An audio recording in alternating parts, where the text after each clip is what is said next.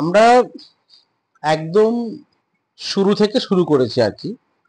শুরু থেকে শুরু করেছি বলতে আমি এটাই বলতে চাইছি, আমাদের যে নিউ সিলেবাস প্যাটার্ন, সেই নিউ সিলেবাস প্যাটার্নে অনেক কিছু নতুন অ্যাড হয়েছে।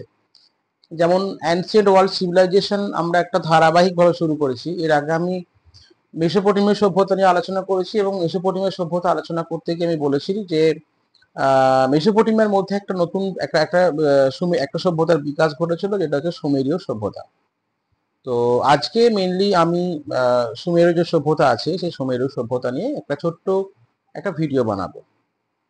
তো সুমেরীয় সভ্যতা সম্পর্কে বলতে গিয়ে আমি প্রথমে যদি সুমেরীয় সভ্যতার একদম ভেতরে প্রবেশ করি, তাহলে তোমাদের বুঝতে খুব অসুবিধা হবে। কারণ সুমেরীয় সভ্যতা একটা বিশাল বড়, এমনি এমনি প্রাচীন সভ্যতা হওয়ার কারণে এখানে তথ্য খুবই কম। তার উপর বেসিক একটা ধারণা একটা না দিয়ে একদম সভ্যতার মধ্যে ঢুকে গেলে একটু অসুবিধা হবে। তো আজকে মেনলি এই ভিডিওটায় সুমেরীয় সভ্যতা সম্পর্কে একটা বেসিক ধারণা বলতে আমি এটাই বলতে চাইছি যে, যেমন হরপ্পা সভ্যতার সম্পর্কে বলতে গিয়ে হরপ্পা সভ্যতা সমকালীন সভ্যতা, এবং হরপ্পা সভ্যতার কোন কোন অ্যাকচুয়ালি কি, হরপ্পা সভ্যতা হচ্ছে নগরকেন্দ্রিক সভ্যতা। আর নগরকেন্দ্রিক সভ্যতা হওয়ার কারণে কি হয়েছে না, এই সভ্যতা অনেকগুলো নগরের বিকাশ ঘটেছিল, যেমন হরপ্পা, মহেঞ্জোদারো, লোথাল, ধোলাভিয়া, কালীবঙ্গান, এক্সেট্রা এক্সেট্রা। তো ঠিক সেরকম এই যে সুমেরীয় সভ্যতা, এই সুমেরীয় সভ্যতা একটা নগরকেন্দ্রিক সভ্যতার মতোই। এই সভ্যতার ভেতরে অনেক ছোট ছোট নগরের বিকাশ ঘটেছিল। তো আজকে আমি মেনলি একটা ছোট ভিডিও করব, যে ভিডিওতে মেনলি এই বিষয়গুলো নিয়ে আলোচনা করা হবে, যে সুমেরীয় সভ্যতার ভেতরকার যেসব নগরগুলো বা শহরগুলোর বিকাশ ঘটেছিল। তো আজকে আমার এই আলোচনা টপিকের মধ্যে থাকছে সুমেরীয় সভ্যতা উত্থানের সময় সুমেরীয় সভ্যতার অভ্যন্তর যেসব নগরগুলো ছিল, সেসব নগরগুলো কি কি ছিল, এবং সেই সব নগরগুলো সম্পর্কে একটা ছোট্ট ভিডিও। চলো শুরু করছি। তাহলে আজকে আমার আলোচনার বিষয় কি না, আমার আলোচনার বিষয় হচ্ছে সুমেরীয় সভ্যতা। ওকে। তো সুমেরীয় সভ্যতা আমি মেনলি কি বললাম না, আজকে আমি সুমেরীয় সভ্যতার যেসব নগরগুলো ছিল, যেমন হরপ্পা সভ্যতার বিকাশ ঘটেছিল। হরপ্পা সভ্যতা কিন্তু নগরকেন্দ্রিক সভ্যতা ছিল। এই সভ্যতা তো একাধিক নগরের বিকাশ ঘটেছিল, আমি সেটা স্টার্টিংয়েই বললাম। ঠিক সেরকম সুমেরীয় সভ্যতা তো একাধিক নগর ছিল। আমি সেই নগরগুলো সম্পর্কে আলোচনা করব আজকে। তারপরে সুমেরীয় সভ্যতার টোটাল পুরো বিষয়টা নিয়ে আলোচনা হবে। প্রথমে সুমেরীয় সভ্যতা সম্পর্কে একটা বেসিক ধারণা তোমাদের দেওয়া হোক। আনুমানিক 5000 খ্রিস্টপূর্বাব্দে, কতদিন আগে না, আনুমানিক 5000 বিসিই। বিসিই আমি আমি কিন্তু একবারও বললাম না বিসি, বিফোর ক্রাইস্ট, আমি একবারও বললাম না। আমি কি বললাম? বিসিই, মানে বিফোর কমন এরা। কেন এটা বললাম তার কারণ হিসাবে আমি আগের দিনে গত 3-4 দিন আগে একটা ভিডিও দিয়েছিলাম, যেখানে আমি বিসিই কেন বিসি এইসব বিষয়গুলো নিয়ে আমি আলোচনা করেছি। একটু তোমরা পারলে সেখানে দেখে নেবে, তাহলে বুঝতে পারবে। চলে আসো তাহলে আনুমানিক 500 খ্রিস্টপূর্বাব্দে সুমের অঞ্চলকে কেন্দ্র করে বা সুমের অঞ্চলে একটা ব্রোঞ্জ যুগে একটা সভ্যতার বিকাশ ঘটেছিল। কোন অঞ্চলকে? মেনলি সুমের সুমের অঞ্চলকে কেন্দ্র করে এই সভ্যতার বিকাশ ঘটেছিল বলে এই সভ্যতার কি নাম হচ্ছে না, সুমেরীয় সভ্যতা। মেনলি 1834 খ্রিস্টাব্দে Kramer, mainly 1834 BCE, before common এরা। ক্র্যামার কয়জা ফলে একা ময়াকা র করতে পারো, বা কয়রা ফলে একা ময়াকা র করতে পারো।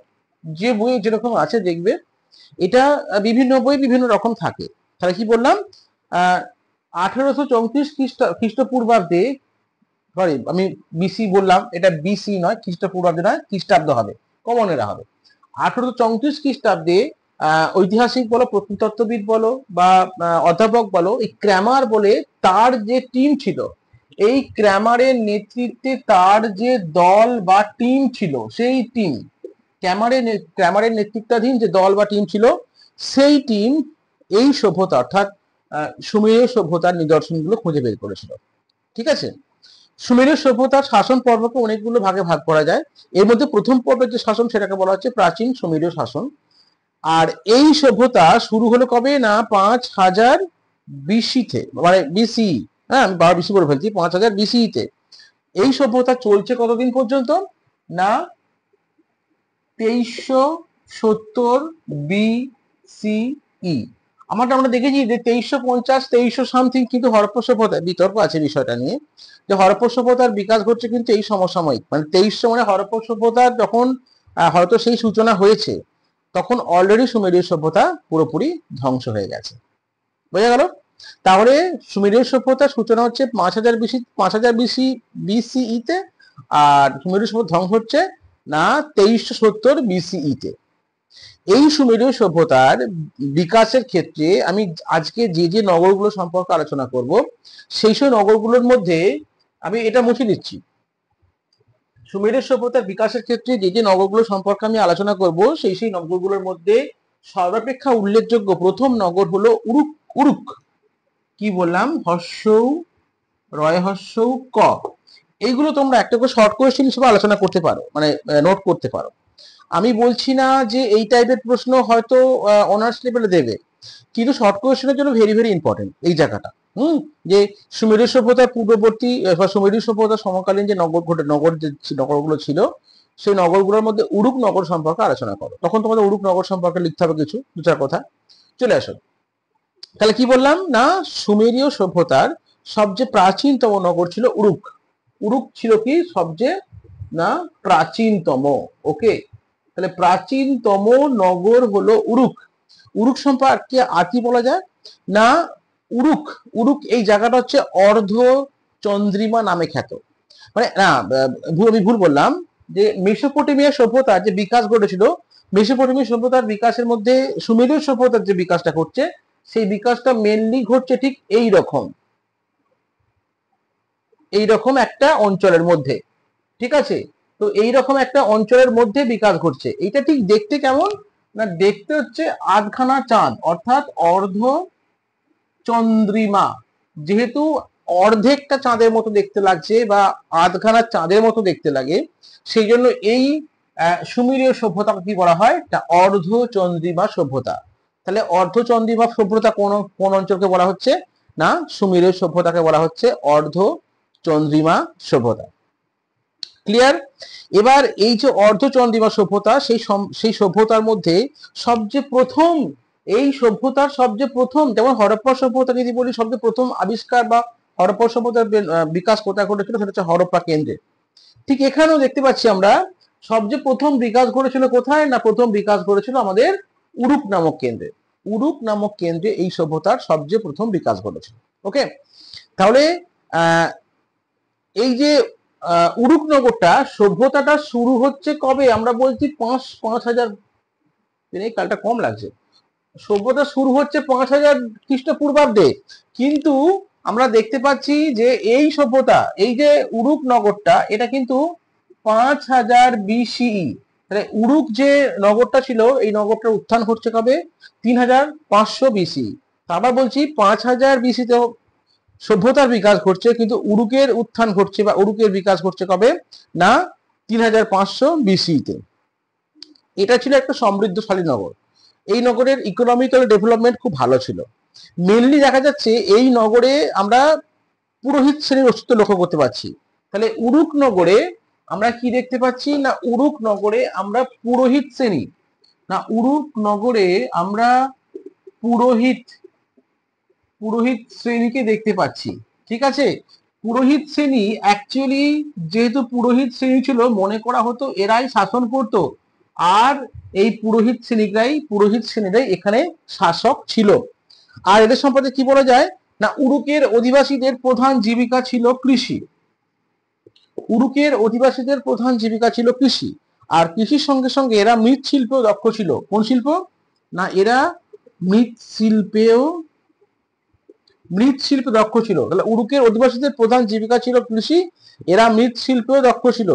এছাড়াও এরা কিন্তু দেখা যাচ্ছে সেই সময় কারিগরি শিল্পে, বিশেষ করে তামার বিভিন্ন যন্ত্রপাতি, যেহেতু এই সভ্যতায় আমরা তামার অস্তিত্ব লক্ষ্য করতে পারছি, অতএব এরা কিন্তু তামার যন্ত্রপাতি তৈরিতে খুবই দক্ষ ছিল। অর্থাৎ এই সভ্যতায় কারিগরি শিল্পের কিন্তু বিকাশ ঘটেছিল। তাহলে কি বললাম না, তামার যন্ত্রপাতি নির্মাণ কিন্তু এরা করতো, ফলে এই সভ্যতায় কারিগরি শিল্পের খুব বিকাশ ঘটেছিল। বিশেষ করে আমরা দেখতে পারি এখানে কারিগরি শিল্পের মধ্যে হাতির দাঁত, হাতির দাঁত দাঁত হয়ে গেছে, হাতির দাঁতের কিন্তু বিভিন্ন ধরনের অলংকার আমরা এখানে লক্ষ্য করতে পারছি।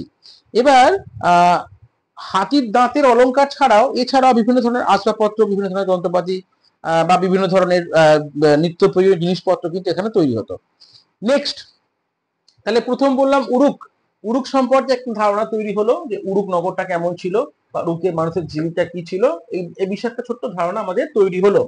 এরপর আমরা নেক্সট নগর হিসাবে যাচ্ছি উর, হর্ষৌরা, উর। উর নগর সম্পর্কে যদি বলতে পারি, উরুকির ঠিক দক্ষিণে আমি যে দেখিয়েছিলাম যে আধখানা চাঁদের মতো ভূখণ্ডটা ছিল, এই আধখানা চাঁদের মতো ভূখণ্ডে উরুকের নিচে হচ্ছে উর। একদম মেনলি ইউফ্রেটিস নদী, যে ইউফ্রেটিস নদী ছিল সেই নদীর তীরবর্তী অঞ্চলে মানে যে সুমেরীয় যে শহর ছিল সেই শহরগুলোর মধ্যে উর ছিল অন্যতম।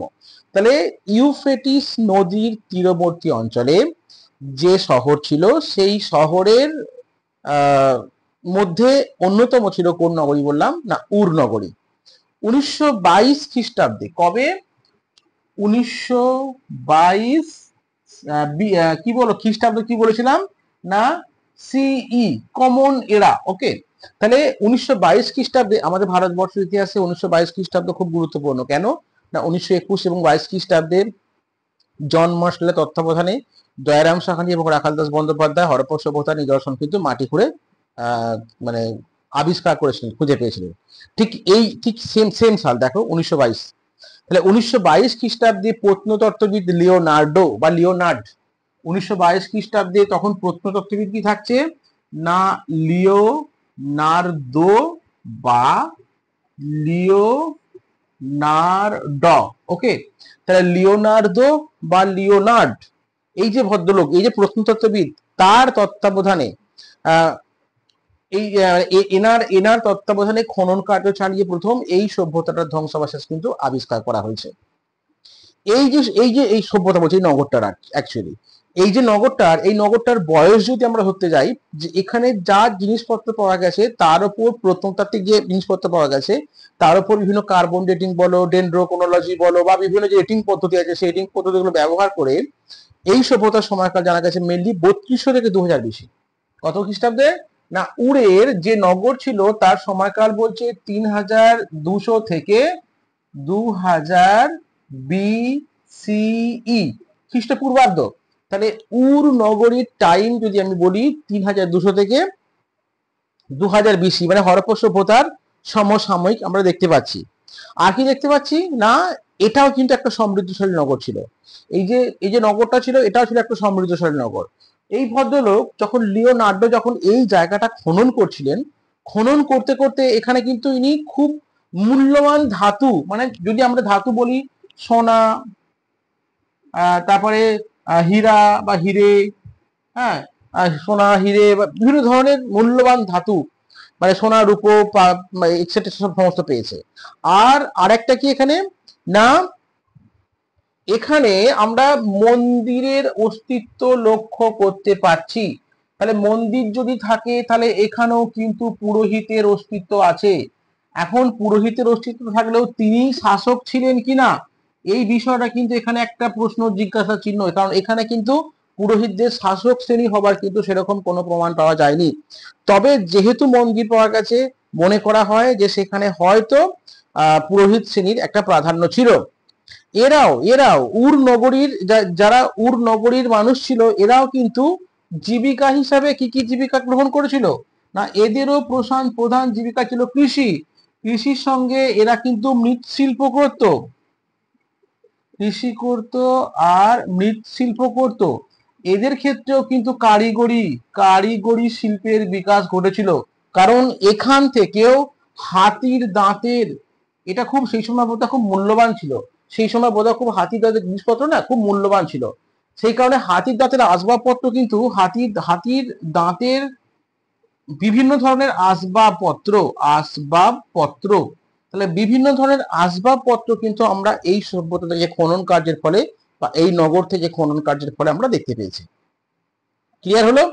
নেক্সট, এই নগরীটা হয়ে গেল। এরপর আমরা সুমেরীয় সভ্যতার নেক্সট নগরের নাম হিসাবে আমরা পাচ্ছি নিপ্পুর।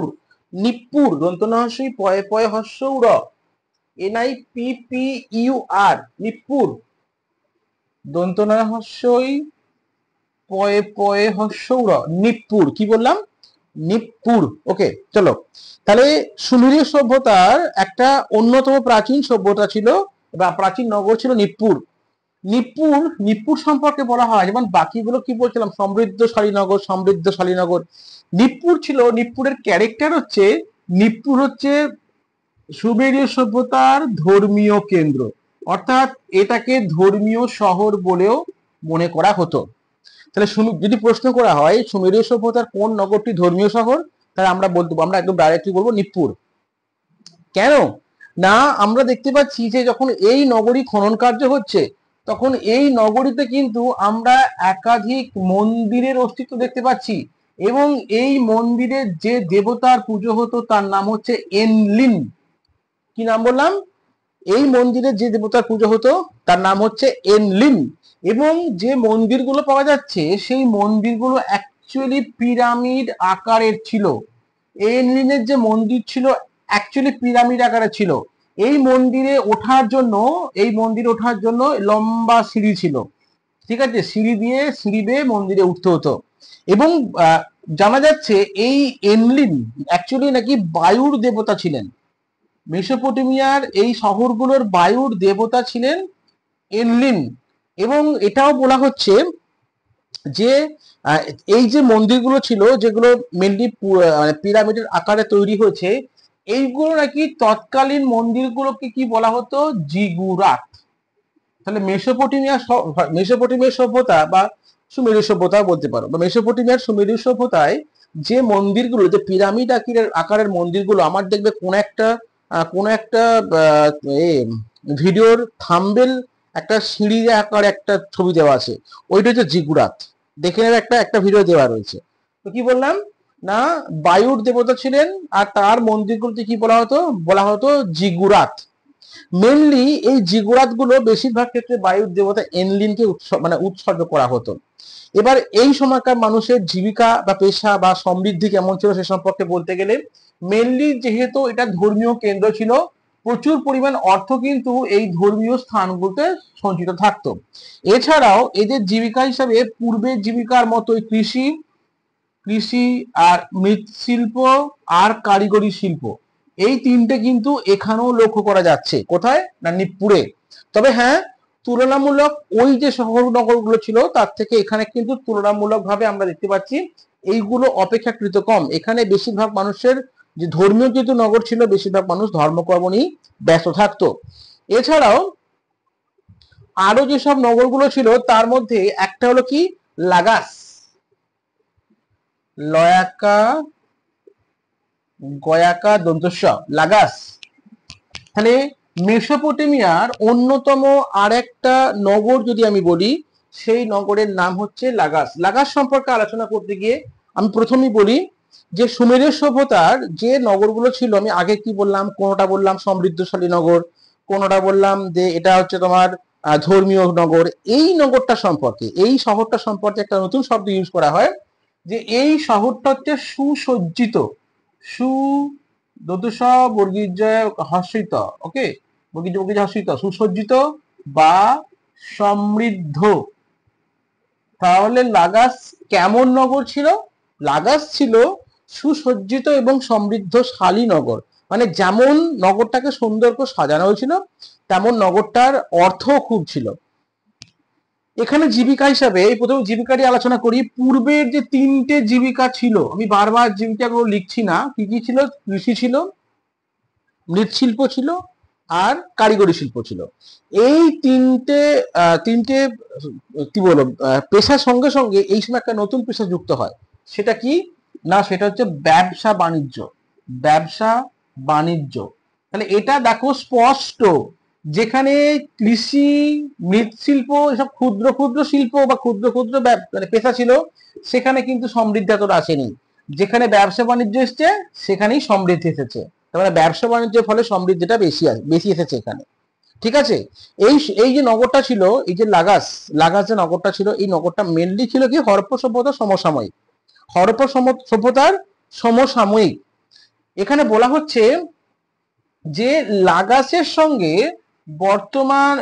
বর্তমান বলছি, তৎকালীন হরপ্পা যে সভ্যতা, যেটা আমাদের ভারতীয় সভ্যতা ছিল, লাগাসের সঙ্গে তৎকালীন তোমার সিন্ধু সভ্যতা বা হরপ্পা সভ্যতার কিন্তু একটা বৈদেশিক বাণিজ্যিক সম্পর্কের কথা জানা যায়।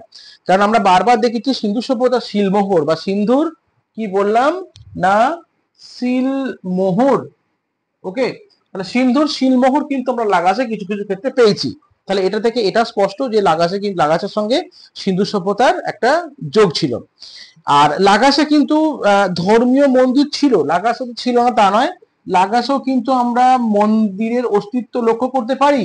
কিন্তু লক্ষ্য করলে লাগাসে একটা গুরুত্বপূর্ণ কি না, এখানে কিন্তু পুরোহিত শ্রেণীর প্রাধান্য ছিল না। তার স্পষ্ট প্রমাণ কি না, লাগাসে আমরা রাজতন্ত্র বা রাজার অস্তিত্ব দেখতে পাচ্ছি। জায়গা নেই, ওই ওপরটা করে দিচ্ছি। লাগাসে কিন্তু আমরা রাজতন্ত্রের অস্তিত্ব লক্ষ্য করতে পারছি। লাগাসের অন্যতম রাজা, মানে লাগাসে যেহেতু রাজতন্ত্র ছিল, অতএব লাগাসের রাজাও ছিল। লাগাসের অন্যতম রাজা গুদিয়া, বয়স দয়হস্যি অন্তস্থ একা। ইনি ছিলেন লাগাসের মানে সবচেয়ে, আমরা যেমন অশোক বা আকবরের কথা বলি, লাগাসের একজন অন্যতম প্রজাহিতৈষী এবং জনকল্যাণকামী একজন রাজা ছিলেন ওই গুদিয়া। তো এই গুদিয়ার শাসনকালে দেখা যাচ্ছে কি যে এনার শাসনকালে প্রথম ইনি লেখার উপর জোর দেন। ফলে এই সময় আমরা দেখতে পাচ্ছি লিপির প্রচলন হয়।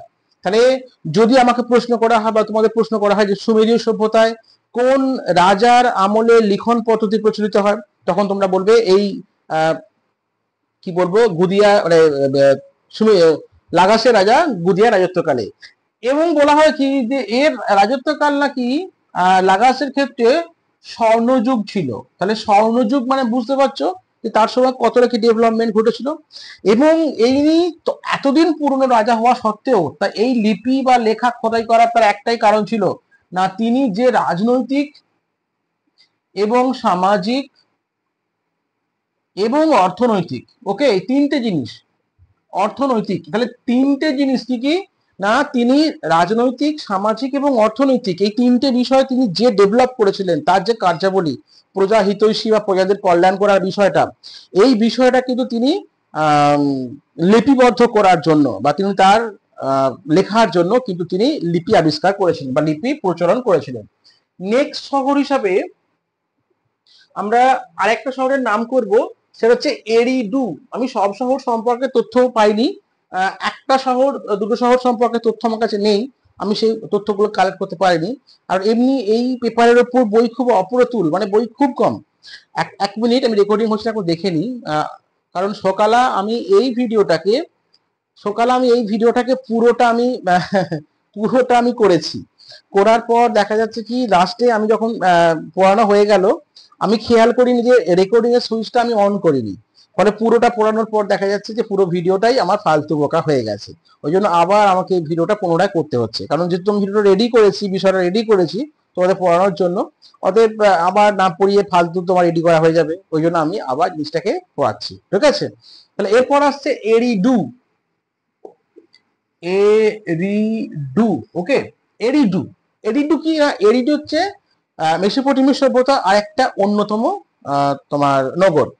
একদম এই যে অর্ধচন্দ্রিমা আমি দেখিয়েছিলাম, একদম তার দক্ষিণে, একদম দক্ষিণ প্রান্তে ছিল এরিডু।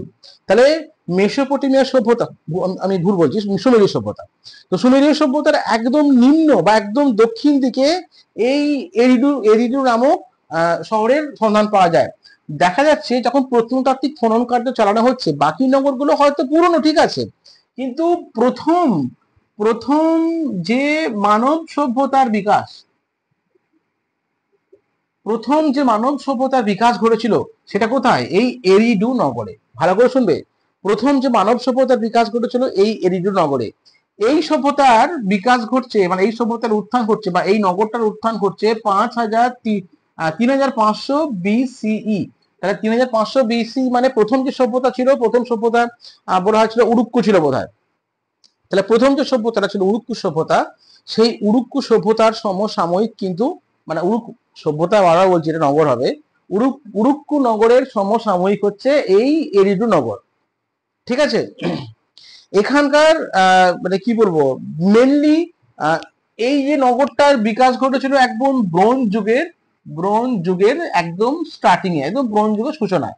যেহেতু ব্রোঞ্জ যুগের সূচনা করেছিল, ফলে এখানে কিন্তু ব্রোঞ্জের অনেক যন্ত্রপাতির অস্তিত্ব আমরা লক্ষ্য করতে পারছি।